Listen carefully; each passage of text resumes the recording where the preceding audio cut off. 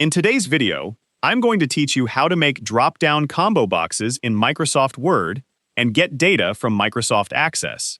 If you are creating a Microsoft Word form and want to let users select information from a list, you can use a combo box content control. This is useful when you have a set of predefined choices, such as member names or other information stored in a Microsoft Access database. First, open Microsoft Word and open the document where you want to add the combo box. To use this feature, you need to access the Developer tab. If you don't see the Developer tab on the ribbon, go to the File tab and select Options. In the Word Options window, select Customize Ribbon. On the right side, find Developer and check the box next to it. Then click OK.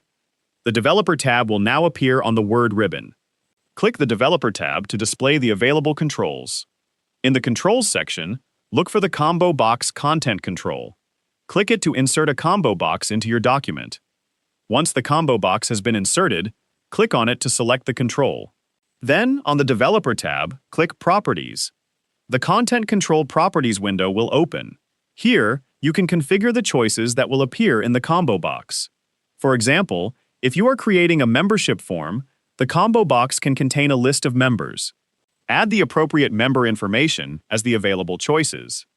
If your member information is stored in Microsoft Access, you can use the data from your Access database as the source for the choices. The information can then be used to provide the entries that users can select from in the Word form. After the available choices have been added or connected to the information you need, confirm the settings and click OK. Now, click the combo box in your Word document. You should see the available choices in a drop-down list. Select an item from the list, and the selected information will appear in the combo box.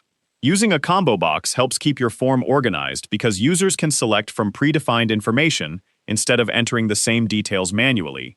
This can be especially useful for membership forms and other documents that use a consistent list of records. Once the combo box is working correctly, you can continue editing the rest of your Word document and add other form fields as needed.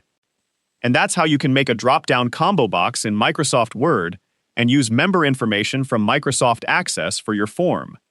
If you found this video helpful, let me know in the comments, give it a like, subscribe to the channel,